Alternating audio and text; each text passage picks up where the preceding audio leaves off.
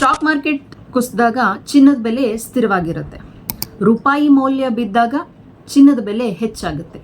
Inflation rice ಆದಾಗ ಚಿನ್ನ ನಿಮ್ಮ ಸಂಪತ್ತನ್ನು ರಕ್ಷಣೆ ಮಾಡುತ್ತೆ. ಇಂಥ ಸಂದರ್ಭದಲ್ಲಿ ಚಿನ್ನವನ್ನು ಈಗ ಖರೀದಿಸಬೇಕಾ ಅಥವಾ ಬೆಲೆ ಇಳಿಯೋವರೆಗೂ ಕಾಯಬೇಕಾ? ಭಾರತೀಯ ಕುಟುಂಬಗಳು 25,000 ಟನ್ನಷ್ಟು ಬಂಗಾರವನ್ನು ಹೊಂದಿದೆ. ಸೊ ಇದು ಯಾವುದಕ್ಕೆ ಈಕ್ವಲೆಂಟ್ ಆಗುತ್ತೆ ಅಂತಂದರೆ USA ನಲ್ಲಿರುವಂಥ ಬಂಗಾರ ಪ್ಲಸ್ ಮಾನಿಟರಿ ಫಂಡ್ IMF ಅಲ್ಲಿರುವಂಥ ಬಂಗಾರ ಪ್ಲಸ್ ಜರ್ಮನಿಯಲ್ಲಿ ಕಂಬೈನ್ಡ್ ಆಗಿರುವಂಥ ಬಂಗಾರ, ಅಷ್ಟು ಬಂಗಾರವನ್ನು ಒಟ್ಟುಗೂಡಿಸಿದ್ರೆ ನಮ್ಮ ಭಾರತದ ಕುಟುಂಬಗಳು ಅಷ್ಟು ಬಂಗಾರವನ್ನು ಹೊಂದಿದೆ. ಸೊ ಅದಕ್ಕೆ ಸಮ ಆಗುತ್ತೆ ಅಷ್ಟು ಬಂಗಾರಗಳು. ಇನ್ನು ನಾವು ನೋಡೋದಾದರೆ ಚಿನ್ನವು ಭಾರತೀಯ ಸಂಸ್ಕೃತಿ ಮಾತ್ರವಲ್ಲದೆ ಆರ್ಥಿಕ ಭದ್ರತೆ ಮತ್ತು ಸಾಂಪ್ರದಾಯಿಕ ಪ್ರತೀಕವಾಗಿದೆ.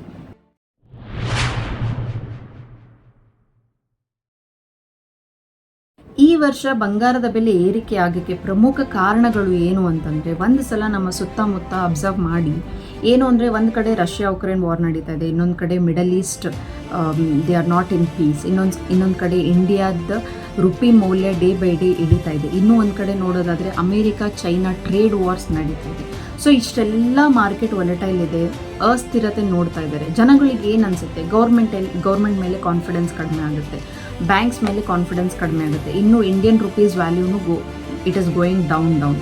ಸೊ FD ಮೇಲೂ ಅವ್ರಿಗೆ ಯಾವುದೇ ಆದಂಥ ಒಂದು ನಂಬಿಕೆ ಇರಲ್ಲ. ಸೊ ಈ ಥರ ಎಲ್ಲ ಅಸ್ಥಿರತೆ ನಡಿಬೇಕಾದ್ರೆ ಜನಗಳಿಗೆ ಒಂದೇ ಕಡೆ ರಶ್ ಆಗ್ತಾರೆ. ಏನು ಅಂತಂದರೆ, ನಮ್ಮ ಹತ್ರ ಚಿನ್ನ ಇದ್ದರೆ ನಾವು secure, we are safe. So safety ನೋಡ್ತಾರೆ ಅವ್ರು ಮುಂಚೆ. ನಾವು ನಾಳೆ ರಿಚ್ ಆಗ್ತೀವೋ ಬಿಡ್ತೀವೋ ಅದು ಸೆಕೆಂಡ್ರಿ. ನಮ್ಮ ಹತ್ರ ಸೇಫ್ಟಿ ಪರ್ಪಸ್ ಏನಾದರೂ ಒಂದು ಇರಬೇಕು ಅಂತಂದರೆ ಅದು ಗೋಲ್ಡೇ. ಸೊ ಅದೇ ರೀಸನಿಗೆ they are rushing to gold. ನೋಡೋದಾದರೆ ಈವನ್ RBI ಆಗಿರ್ಬೋದು, ಸೆಂಟ್ರಲ್ ಬ್ಯಾಂಕ್ ಆಗಿರ್ಬೋದು, even they are also investing on gold. ಅವರು ಯಾವುದೇ ಸ್ಟಾಕ್ಸಲ್ಲಿ ಇನ್ವೆಸ್ಟ್ ಮಾಡ್ತಾ ಇಲ್ಲ, ಈವನ್ ಗೋಲ್ಡನ್ನು ಇಟ್ಕೋತಾ ಇದ್ದಾರೆ ಹೊರತು ಅವ್ರು ಯಾವುದೂ ಸ್ಟಾಕ್ಸಲ್ಲಿ ಇನ್ವೆಸ್ಟ್ ಮಾಡ್ತಾ ಇಲ್ಲ.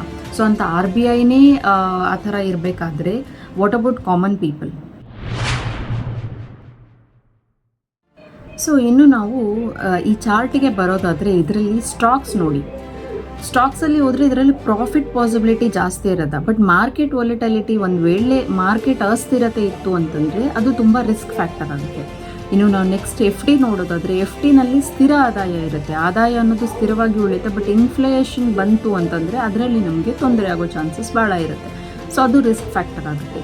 ಇನ್ನು ನಾವು ಭೂಮಿ ಕೊಂಡ್ಕೊಳ್ಳೋದು ಅಂತಂದರೆ ದೀರ್ಘಕಾಲಿಕ ಮೌಲ್ಯ ಏನೋ ಹೌದು, ಇದು ಆ ಥರ ನೋಡಿದರೆ ಲಾಭದಾಯಕ ಸಂಗತಿನೇ.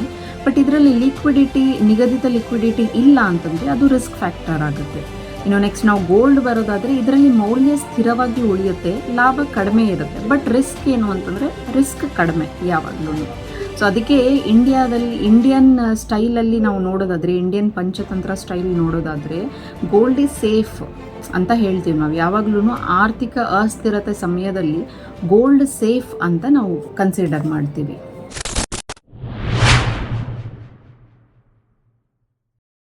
ಇತ್ತೀಚೆಗೆ ಚಿನ್ನದ ಬೆಲೆಯಲ್ಲಿ ಏರಿಕೆ ಕಂಡು ಬಂದಿದೆ, ಬಟ್ ಕೆಲವು ತಜ್ಞರ ಪ್ರಕಾರ ಚಿನ್ನ ಸಣ್ಣ ಮಟ್ಟದ ಇಳಿಕೆಯನ್ನು ನಾವು ಎಕ್ಸ್ಪೆಕ್ಟ್ ಮಾಡ್ಬೋದು ಅಂತ ಹೇಳ್ತಾ ಇದ್ದಾರೆ.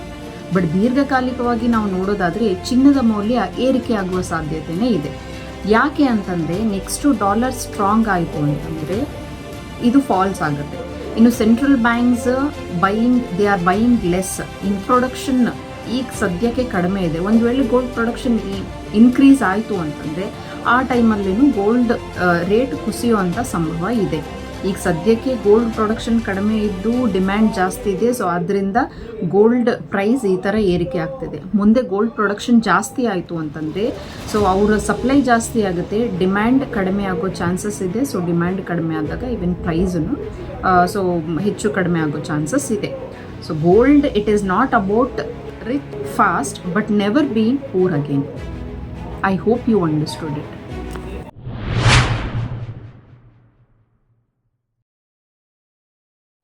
Why is gold still growing despite of all economic uncertainties? So ಇದಕ್ಕೆ ನಾವು ಉತ್ತರ ನೋಡೋದಾದರೆ 2023ರಲ್ಲಿ ಗ್ಲೋಬಲ್ ಗೋಲ್ಡ್ ಕನ್ಸಂಪ್ಷನನ್ನು ಇಟ್ ವಾಸ್ ಸ್ಪ್ಲಿಟ್. ಅದನ್ನು ಸ್ಪ್ಲಿಟ್ ಮಾಡಿ ನೋಡಿದಾಗ 50% ಜ್ಯುವೆಲ್ರಿಗೆ ಇಟ್ಟಿದ್ರು, 40% ಇನ್ವೆಸ್ಟ್ಮೆಂಟ್ಗೆ ಕನ್ಸಿಡರ್ ಮಾಡಿದರು, ಇನ್ನು 10% ಇಂಡಸ್ಟ್ರಿಗೆ ಕನ್ಸಿಡರ್ ಮಾಡಿದರು. ಸೊ ಇನ್ಫ್ಲೇಷನ್ ವಿರುದ್ಧ ಚಿನ್ನ ಸೇಫೆಸ್ಟ್ ಇನ್ವೆಸ್ಟ್ಮೆಂಟ್ ಅಂತ ಅನ್ನೋದು ತಜ್ಞರ ಅಭಿಪ್ರಾಯ. ಆ್ಯಂಡ್ ನಾವು ಭಾರತೀಯರು ಅದನ್ನು ಮುಂಚೆಯಿಂದಲೂ ನಾವು ಫಾಲೋ ಮಾಡ್ಕೊಂಡು ಬಂದಿದ್ದೀವಿ. ಸೊ ವ್ಯಾಲ್ಯೂ ಆಫ್ ಮನಿ ಯಾವಾಗ ಕಡಿಮೆ ಆಗುತ್ತೋ ಆವಾಗ ಗೋಲ್ಡ್ ವ್ಯಾಲ್ಯೂ ಹೆಚ್ಚಾಗುತ್ತೆ, ಗೋಲ್ಡ್ ರೇಟ್ ಹೆಚ್ಚಾಗುತ್ತೆ. ಸೊ ಡಿಮ್ಯಾಂಡ್ ಫಾರ್ ಗೋಲ್ಡ್ ಯಾವಾಗಲೂ ಇಂಡಿಯಾನಲ್ಲಿ ಜಾಸ್ತಿನೇ ಇದೆ. ಟೋಟಲ್ ಆಗಿ ನೋಡೋದಾದರೆ ಅಂತಾರಾಷ್ಟ್ರೀಯ ಅಸ್ಥಿರತೆಯಲ್ಲಿ ಆ ಸಮಯದಲ್ಲಿ ಚಿನ್ನದ ಬೆಲೆ ಕಾಮನ್ ಆಗಿ ಏರಿಕೆಯಾಗುತ್ತೆ.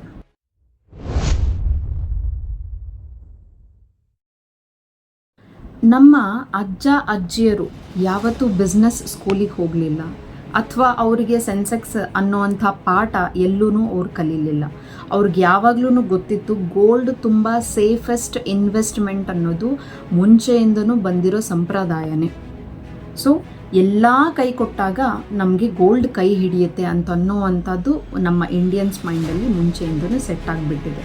ನಾವು ಆ್ಯಸ್ ಎ ಜ್ಯುವೆಲ್ರಿ ತೊಗೋತೀವಿ, ಬಟ್ ನಮ್ಮ ಕಷ್ಟ ಕಾಲಕ್ಕೆ ಕೈ ಹಿಡಿಯೋದು ಅದೇ ಬಂಗಾರ ಅಂತ ಅನ್ನುವಂಥ ಮೈಂಡ್ಸೆಟ್ ನಮ್ಮ ಇಂಡಿಯನ್ಸಲ್ಲಿ ಇದ್ಬಿಟ್ಟಿದೆ. ಅದು quite common. So gold is not trend, ಅದು ನಮ್ಮ ಟ್ರೆಂಡ್ ಅಲ್ಲ, ಅದು ನಮ್ಮ ಟ್ರೆಡಿಷನ್. ಇನ್ನು ಅದು ನಮ್ಮ ವೆಲ್ತ್ ಅಲ್ಲ, ಅದು ನಮ್ಮ ವಿಸ್ಡಮ್. ಸೊ ಇಷ್ಟೆಲ್ಲ ವಿಡಿಯೋದ ಡೀಟೇಲ್ಸ್ ನೋಡಿದ್ರಿ. ಈಗ ಚಿನ್ನವನ್ನು ಖರೀದಿಸುವ ಸಮಯವೋ ಅಥವಾ ಬೆಲೆ ಇಳಿಯೋವರೆಗೂ ಕಾಯಬೇಕು. ಸೊ ತಜ್ಞರು ಹೇಳೋ ಪ್ರಕಾರ ಸಣ್ಣ ಪ್ರಮಾಣದಲ್ಲಿ ಗೋಲ್ಡ್ ಕಡಿಮೆ ಆಗುತ್ತೆ, ಸಣ್ಣ ಪ್ರಮಾಣದಲ್ಲಿ ಹೂಡಿಕೆ ಮಾಡಿ ದೀರ್ಘಕಾಲದ ಲಾಭವನ್ನು ಪಡೆಯಿರಿ ಅಂತ ಹೇಳ್ತಾರೆ. ಸೊ ಇಷ್ಟೆಲ್ಲ ವಿಡಿಯೋ ನೋಡಿದ ಮೇಲೆ ನೀವು ಗೋಲ್ಡ್ ತೊಗೋಬೇಕು ಅಥವಾ ಕಾಯಬೇಕು ಅನ್ನೋಂಥ ಡಿಸಿಷನನ್ನು ನಿಮಗೆ ಬಿಟ್ಟಿದ್ದು. ನಿಮಗೆ ಕಾಯಬೇಕು ಅಂತ ಅನಿಸಿದರೆ ಕಾಯಿರಿ, ಬಿಕಾಸ್ ಸಣ್ಣ ಮಟ್ಟಿಗೆ ಇಳಿಕೆ ಆಗುತ್ತೆ ಅಂತ ಹೇಳ್ತಾ ಇದ್ದಾರೆ. ಇಲ್ಲ ನಾವು ತೊಗೋತೀವಿ ಅಂತಂದರೆ ನೀವು ಇವಾಗಲೇ ಕೊಂಡ್ಕೋಬಹುದು. ಸೊ ಗೋಲ್ಡ್ ನಮ್ಮ ವೆಲ್ತ್ ಅಲ್ಲ, ಅದು ನಮಗೆ ಫೈನಾನ್ಷಿಯಲ್ ಸೇಫ್ಟಿ. ಇದಾಗಿತ್ತು ಇವತ್ತಿನ ವಿಡಿಯೋ. ಈ ವಿಡಿಯೋ ಇಷ್ಟ ಆದಲ್ಲಿ ನಿಮ್ಮ ಫ್ರೆಂಡ್ಸ್ ಫ್ಯಾಮಿಲಿಗೆ ಶೇರ್ ಮಾಡಿ. Thank you so much.